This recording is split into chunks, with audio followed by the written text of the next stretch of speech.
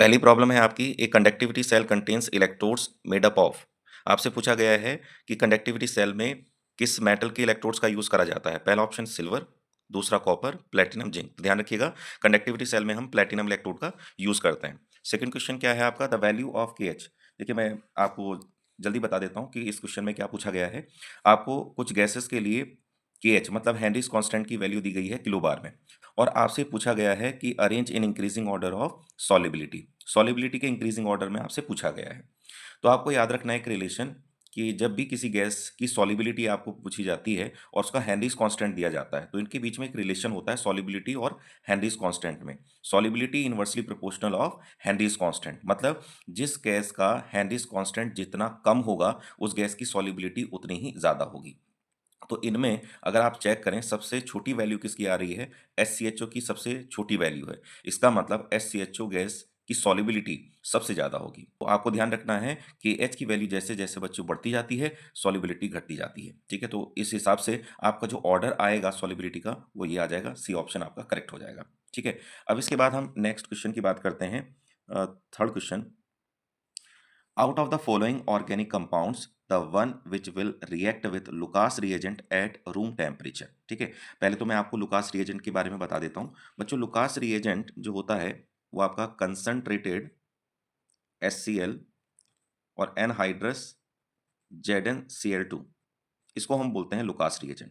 और इसका यूज करा जाता है to distinguish 1 degree, 2 degree and 3 degree alcohol. ठीक है, 1 डिग्री, 2 डिग्री और 3 डिग्री अल्कोहल को डिस्टिंग्विश करने में इसका यूज करा जाता है। ठीक है, और एक चीज और ध्यान रखिएगा कि जो लुकास रिएजेंट होता है वो किस टाइप के अल्कोहल के साथ फास्ट रिएक्शन करता है। तो रिएक्टिविटी का ऑर्डर ये होता है, सबसे ज़्यादा फास्ट रिएक्शन करता है 3 डिग्री अल्कोहल में, और सबसे स्लो करता है 1 डिग्री अल्कोहल में। तो ये रिएक्टिविटी का ऑर्डर है, 1 से ज़्यादा फास्ट रिएक्शन होगी 2 डिग्री अल्कोहल में, 2 डिग्री अल्कोहल से फास्ट रिएक्शन होगी 3 डिग्री अल्कोहल में। ठीक है, तो यही हमसे क्वेश्चन में पूछा गया है कि लुकास रिएजेंट रूम टेम्परेचर पर सबसे फास्ट रिएक्शन किसके साथ करेगा। तो बच्चे, वो 3 डिग्री अल्कोहल के साथ फास्ट रिएक्शन करता है। तो आप इन ऑप्शन में देखिएगा, जो 3 डिग्री अल्कोहल का एग्जाम्पल होगा वही आपका सही हो जाएगा। तो डी ऑप्शन जो है आपका CH3 का होल थ्राइस COH, ये 3 डिग्री अल्कोहल का एग्जाम्पल है। आंसर ये हो जाएगा आपका।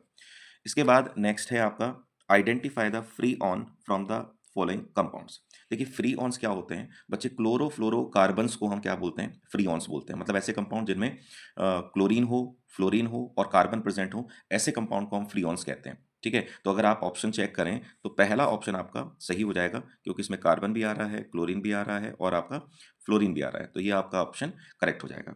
इसके बाद आते हैं हम क्वेश्चन नंबर 5 पे, पढ़ लेते हैं। क्वेश्चन नंबर 5 में क्या कह रहा है, if the half life period of a first order reaction is 1386 second. मतलब आपको फर्स्ट ऑर्डर रिएक्शन का टी हाफ दे रखा है, हाफ लाइफ पीरियड दे रखा है।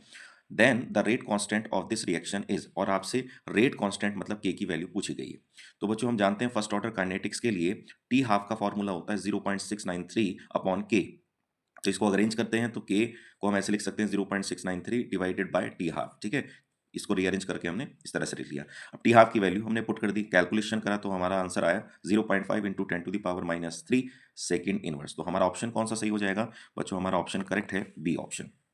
नेक्स्ट आपसे बोल रहा है, the standard electrode potential of A B and C are 0.68 volt. ठीक है, मतलब आपको बच्चों तीन मेटल्स के ए बी सी के स्टैंडर्ड इलेक्ट्रोड पोटेंशियल की वैल्यू आपको गिवन है। ए की दे रखी है ये, बी की आपकी -2.54 वोल्ट और सी की आपकी -0.5 वोल्ट दे रखी है। और आपसे कहा जा रहा है the order of their reducing power.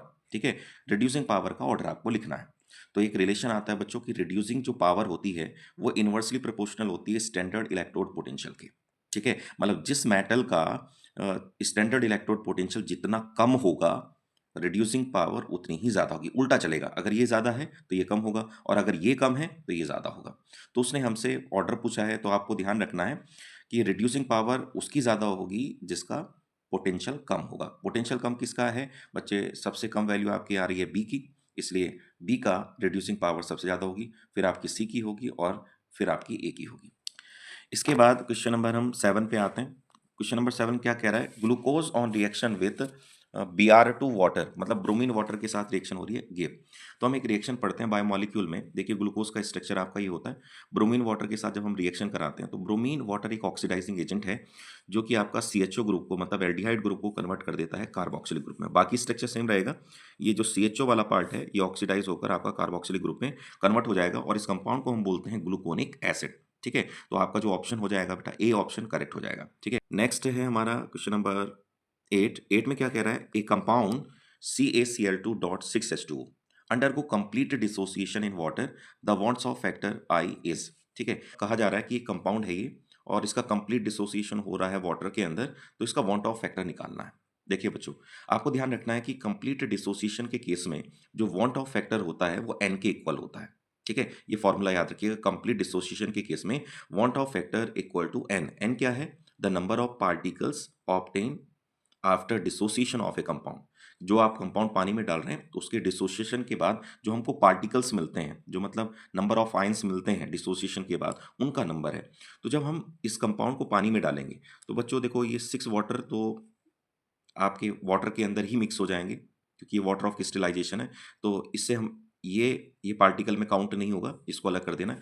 Main यहाँ से आपको पार्टिकल मिलेंगे।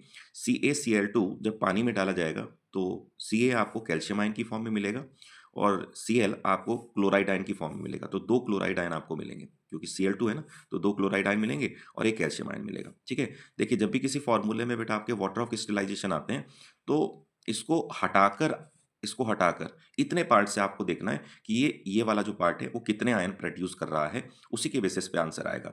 तो यहाँ पर एक कैल्शियम आयन और 2 क्लोराइड आयन आपको मिलेंगे। ठीक है, तो इसका मतलब टोटल कितने आयन मिले? 3, मतलब 3 पार्टिकल्स मिले, इसलिए वॉन्ट ऑफ फैक्टर की वैल्यू क्या हो जाएगी? 3। ठीक, इसके बाद आपका डी ब्लॉक से क्वेश्चन आया है, question number 9। The transition elements which shows both +1 and +2 oxidation state is.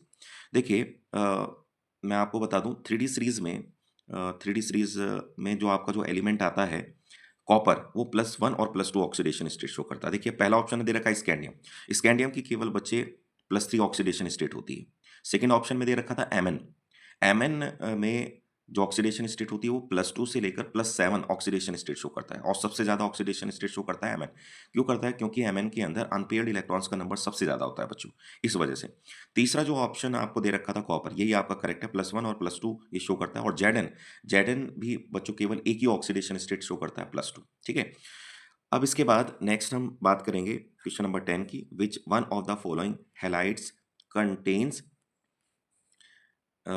sp2 hybridise carbon bonded X bond. मतलब वो आपसे ये पूछना चाह रहा है कि sp2 हाइब्रिडाइज कार्बन से बॉन्डेड जो हेलोजन बॉन्ड होते हैं वो इनमें से जो 4 ऑप्शन दे रखे हैं इनमें से किस कंपाउंड के अंदर है।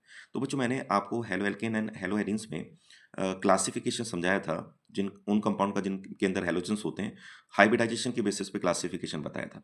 उसमें एक पहला जो पार्ट था वो sp3 हाइब्रिडाइज कार्बन से बॉन्डेड हैलोजन के बेसिस पे था और एक था sp2 हाइब्रिडाइज कार्बन से जो हैलोजन बॉन्डेड होते हैं उसके बेसिस पे था।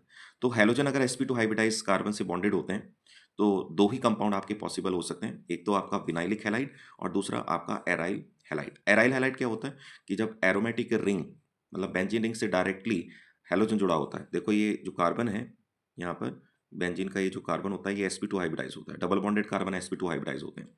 विनाइलिक हैलाइड में, ठीक है, विनाइलिक हैलाइड में क्या होता है?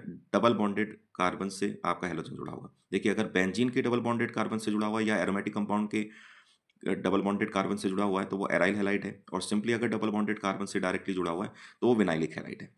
तो हैलोजन sp2 हाइब्रिडाइज कार्बन से अगर जुड़ा होता है तो यही 2 कंपाउंड आपके पॉसिबल हो सकते हैं। तो ऑप्शन में देखिएगा आपको ऑप्शन दे रखा है विनाइल हैलाइड। विनाइल हैलाइड का स्ट्रक्चर बेटा ये होता है, विनाइलिक हैलाइड का ही एग्जाम्पल होता है विनाइल हैलाइड। तो आपका जो डी ऑप्शन है वो करेक्ट हो जाएगा। ठीक है, अब पहला ऑप्शन, दूसरा और तीसरा ऑप्शन क्यों नहीं हो सकते? एल्काइल हैलाइड, एलाइलिक हैलाइड और बेंजाइलिक हैलाइड इसलिए नहीं हो सकते क्योंकि बच्चे इसमें जो हैलोजन है वो आपका sp3 हाइब्रिडाइज कार्बन से बॉन्डेड होता है। चलिए नेक्स्ट क्वेश्चन की तरफ बढ़ते हैं। क्वेश्चन नंबर आपका 11 कि which of the following amines has the highest boiling point. आपको बताना है कि हाईएस्ट बॉइलिंग पॉइंट किसका होगा। तो पहला ऑप्शन आपको दे रखा है 2,2 डाइमिथाइल प्रोपेनामाइन, इसका स्ट्रक्चर बच्चों ये होता है, और 2 मिथाइल ब्यूटेनामाइन का स्ट्रक्चर ये हो गया। तीसरे ऑप्शन में दे रखा है 2 मिथाइल ब्यूटेनामाइन, और डी ऑप्शन आपका दे रखा है पेंटेनामाइन। ठीक है, उसका स्ट्रक्चर बच्चों ये। ठीक है, मैंने स्ट्रक्चर बना लिए। अब आपको ये ध्यान रखना है कि बेटा जब भी बॉइलिंग पॉइंट का क्वेश्चन आता है, तो बॉइलिंग पॉइंट के क्वेश्चंस आपके 3 तरीके से होते हैं। पहले तो हम ये देखते हैं कि बॉइलिंग पॉइंट जो कंपाउंड कंपेयर करे जा रहे हैं, उनमें किस टाइप के फोर्सेस हैं। ठीक है, दूसरा फिर देखते हैं हम उसके अंदर मॉलिक्यूलर मास, और तीसरा हम देखते हैं सरफेस एरिया। तो सीक्वेंस यही होना चाहिए। अब आपको मैं बता देता हूँ, जैसे ये तीनों जो ये चारों जो एग्जाम्पल हैं, वो आपके 1 डिग्री एमाइंस के हैं। अगर तीनों एग्जाम्पल 1 डिग्री एमाइंस के हैं, तो बेटा टाइप ऑफ फोर्सेस सेम होंगे। और जिन कंपाउंड्स के अंदर टाइप ऑफ फोर्सेस सेम होते हैं, जनरली उन कंपाउंड्स का बॉइलिंग पॉइंट हम या तो मॉलिक्यूलर मास के बेसिस पे डिसाइड करते हैं, या फिर हम डिसाइड करते हैं सरफेस एरिया के बेसिस पे। ठीक है ना, सरफेस एरिया के बेसिस पे। अब इन कंपाउंड को अगर आप ध्यान से देखें, तो इन कंपाउंड में कार्बन का नंबर बराबर है, हाइड्रोजन का नंबर भी बराबर है, नाइट्रोजन का नंबर भी बराबर है। मतलब इनकी मॉलिक्यूलर मास बराबर है, क्योंकि मॉलिक्यूलर फॉर्मूला इन चारों का सेम है, तो इसलिए मॉलिक्यूलर मास सेम होगा। ठीक है, तो इस पॉइंट के बेसिस पे हम इसका बॉइलिंग पॉइंट डिसाइड नहीं कर सकते। तो जब मॉलिक्यूलर मास नहीं लगता है, तो फिर हम सरफेस एरिया लगाते हैं। सरफेस एरिया जितना ज़्यादा होगा किसी कंपाउंड का, उसका बॉइलिंग पॉइंट उतना ही ज़्यादा होगा। तो बच्चों एक चीज़ आपको और ध्यान रखनी है कि सरफेस एरिया जो होता है, वो ब्रांचिंग के इन्वर्सली प्रोपोर्शनल होता है। मतलब अगर किसी कंपाउंड में ब्रांचिंग बढ़ेगी, तो उसका सरफेस एरिया कम होगा, और सरफेस एरिया कम होगा तो बॉइलिंग पॉइंट कम होगा। तो बच्चों सरफेस एरिया ब्रांचिंग बढ़ने से कम होता है। अब जैसे इन कंपाउंड में बेटा ब्रांचिंग है, देखो ये 2 मिथाइल ग्रुप ब्रांचिंग में लगे हैं, इसमें एक ब्रांचिंग है, इसमें एक ब्रांचिंग है, इसमें ब्रांचिंग ही नहीं है। तो जिस कंपाउंड में ब्रांचिंग नहीं होती है, उस कंपाउंड का सरफेस एरिया सबसे ज़्यादा होता है, और उस कंपाउंड का ही बॉइलिंग पॉइंट सबसे ज़्यादा होगा। तो यहाँ पर बेटा करेक्ट ऑप्शन आपका क्या होगा, डी ऑप्शन होगा। ठीक है, चलिए नेक्स्ट हम बढ़ते हैं क्वेश्चन नंबर 12 की तरफ। क्वेश्चन नंबर 12 में आपसे बोल रखा है व्हेन फिनाइल मिथाइल ईथर। देखिए फिनाइल मिथाइल ईथर का स्ट्रक्चर बच्चों ये होता है, ईथर में ऑक्सीजन होता है। ठीक है, ऑक्सीजन के एक तरफ आपको फिनाइल रिंग लगानी है, और दूसरी तरफ आपको मिथाइल लगाना है। ठीक है, हीटेड विथ एच आई, आप एच आई के साथ इसको हीट कर रहे हो, तो रिएक्शन क्या होगी। एच आई की रिएक्शन जब भी बेटा ईथर के साथ होती है, तो इसमें ऑक्सीजन के या तो लेफ्ट हैंड साइड का या राइट हैंड साइड का बॉन्ड आपका ब्रेक होता है। अब ये ध्यान रखना है कि कौन सा बॉन्ड ब्रेक होगा। अब बच्चे ये ध्यान रखिएगा, जब भी ऑक्सीजन से डायरेक्टली आपकी बेंजीन रिंग लगी होती है, तो उस कंडीशन में बेंजीन और ऑक्सीजन का जो लोन पेयर है वो रेजोनेंस करते हैं, जिसकी वजह से यहाँ पर पार्शियली डबल बॉन्ड कैरेक्टर आ जाता है। ठीक है, पार्शियली डबल बॉन्ड कैरेक्टर आने की वजह से बॉन्ड मजबूत हो जाता है। तो आपको ध्यान रखना है कि ऑक्सीजन से जब भी आपका डायरेक्टली बेंजीन रिंग लगी होती है, तो ये वाला जो बॉन्ड है, लेफ्ट हैंड साइड का जो बॉन्ड है, वो कभी ब्रेक नहीं करेगा। तो आपको दूसरा ही बॉन्ड तोड़ना पड़ेगा, और जब आप ये वाला बॉन्ड तोड़ेंगे, तो बॉन्ड तोड़ने के बाद एच का हाइड्रोजन ऑक्सीजन की तरफ, और आयोडीन आप CH3 की तरफ देंगे। ठीक है, एच जब इससे जुड़ेगा तो ये आपका कंपाउंड बन जाएगा, और CH3 से आप आई जोड़ेंगे तो ये बन जाएगा। इसको हम फिनॉल बोलते हैं, और ये कंपाउंड आपका मिथाइल आयोडाइड हो जाएगा। तो इसके अकॉर्डिंग इस कंपाउंड से एच के साथ हीट करने पर जो कंपाउंड मिलेगा, वो फिनॉल और मिथाइल आयोडाइड, मतलब डी ऑप्शन आपका करेक्ट हो जाएगा। अब इसके बाद बच्चों हमारे असर्शन रीजन के क्वेश्चन आएंगे। तो असर्शन रीजन के जो क्वेश्चंस हैं, उसमें आपको ये ध्यान रखना है कि इन क्वेश्चन में भी आपके 4 ऑप्शन होते हैं। पहला ऑप्शन होता है कि both assertion and reason are true, and reason is the correct explanation of the assertion. मतलब आपको बेटा 2 स्टेटमेंट दिए जाएंगे, एक असर्शन का और एक रीजन का। तो आपको ये देखना है कि असर्शन सही है, रीजन सही है, और जो असर्शन है क्या उसका एक्सप्लेनेशन रीजन है या नहीं है। तो उस कंडीशन में आपको ए ऑप्शन लगाना है। अगर सपोज करिए both assertion and reason are true, assertion और रीजन आपके सही हैं, but reason is not the correct explanation of assertion है, लेकिन असर्शन का एक्सप्लेनेशन नहीं है, उस केस में आप बी ऑप्शन लगाएंगे। Assertion is true but reason is false, तो उसमें सी ऑप्शन लगाना है। Assertion is false but reason is true, तो उस कंडीशन में आपको डी ऑप्शन लगाना है। तो इसमें आपका पहला क्वेश्चन आता है, क्वेश्चन नंबर 13, कह रहा है कि actinoids show a wide range of oxidation state, कि जो एक्टेनॉइड्स होते हैं वो आपके wide range of oxidation state show करते हैं। तो बेटा बिल्कुल सही है कि वेरिएबल ऑक्सीडेशन स्टेट होती है एक्टेनॉइड्स की, ये बिल्कुल करेक्ट स्टेटमेंट है, तो आपका असर्शन हो जाएगा सही। ठीक है, अब रीजन में क्या लिखा हुआ है कि actinoids are radioactive in nature, ये भी आपका सही है, रीज़न भी आपका सही है कि एक्टिनोइड्स जो होते हैं वो रेडियो एक्टिव एलिमेंट्स होते हैं। इसको मैंने आपको ऐसे रिलेट कराया था एक्टिनोइड्स को ए4 एक्टिनोइड ए4 एक्टिव। तो ध्यान रखिएगा कि जो रेडियो एक्टिव एलिमेंट्स होते हैं वो एक्टिनोइड्स होते हैं। ए4 एक्टिनोइड और ए4 एक्टिव मतलब ये रेडियो एक्टिव एलिमेंट हैं, तो ये बात सही है। लेकिन एक्सप्लेनेशन सही नहीं है। असर्शन में जो लाइन लिखी है उसका एक्सप्लेनेशन रीज़न नहीं है। क्योंकि असर्शन में क्या लिखा है actinoids show a wide range of oxidation state कि actinoid wide range of oxidation state show करते हैं। तो वो इस वजह से नहीं करते कि वो रेडियो एक्टिव हैं, बल्कि वो इस वजह से करते हैं कि एक्टिनॉइड्स में जो 5f 6d और 7s ऑर्बिटल होते हैं उन ऑर्बिटल्स की एनर्जी लगभग बराबर होती है। तो कंपरेबल एनर्जी होने की वजह से ये wide range of oxidation state show करते हैं। ठीक है, देखिए जब भी वेरिएबल ऑक्सीडेशन स्टेट का क्वेश्चन आता है, जैसे एक क्वेश्चन आता है कि transition elements variable oxidation state क्यों शो करते हैं, तो वहां पर भी आंसर इसी टाइप से आता है कि जो आपके ट्रांजिशन एलिमेंट्स में जो n-1 डी और एनएस सबशेल होती है उनकी एनर्जी कंपरेबल होती है, लगभग बराबर होती है। इस वजह से transition element variable oxidation state show करते हैं।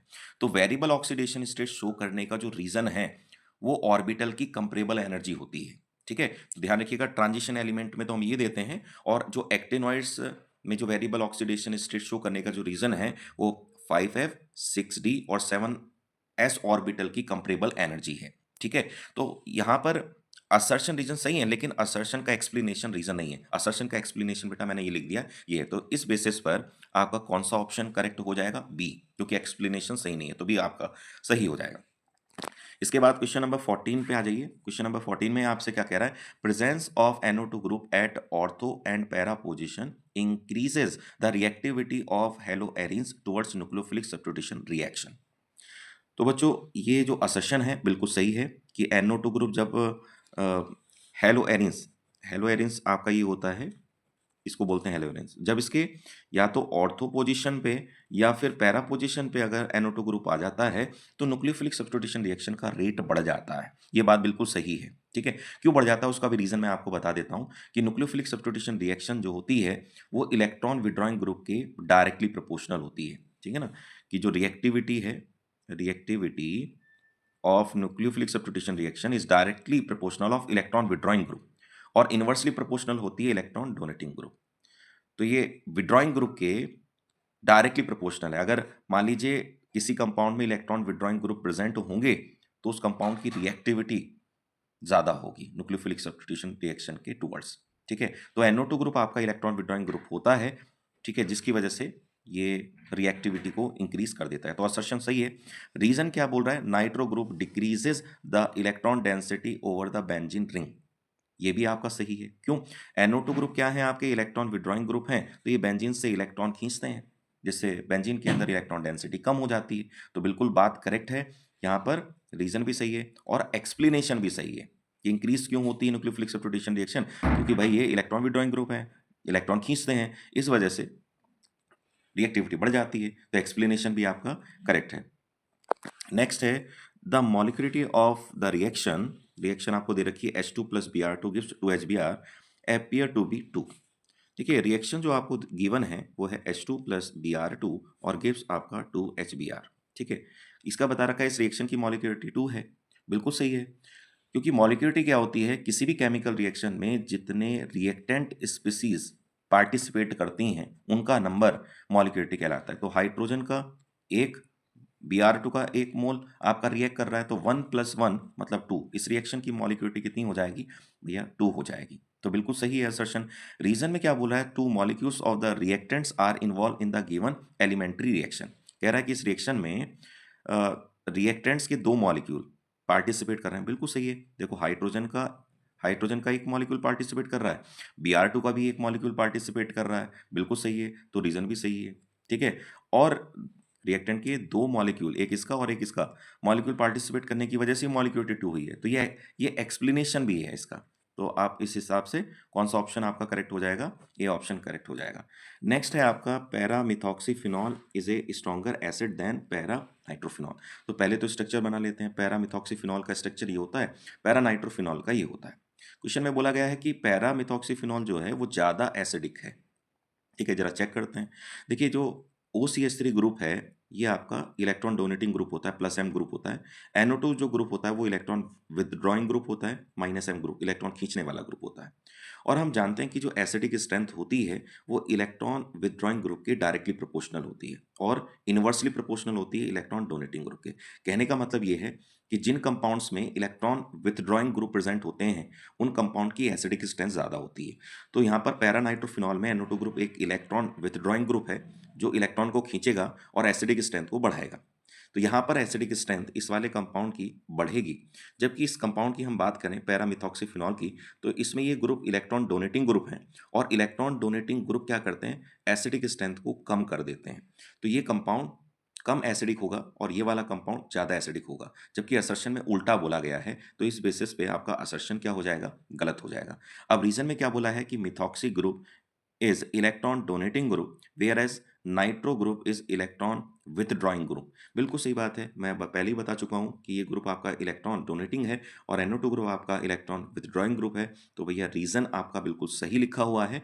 तो इस बेसिस पे कि असर्शन गलत है, रीजन सही है, तो डी ऑप्शन आपका करेक्ट हो जाएगा।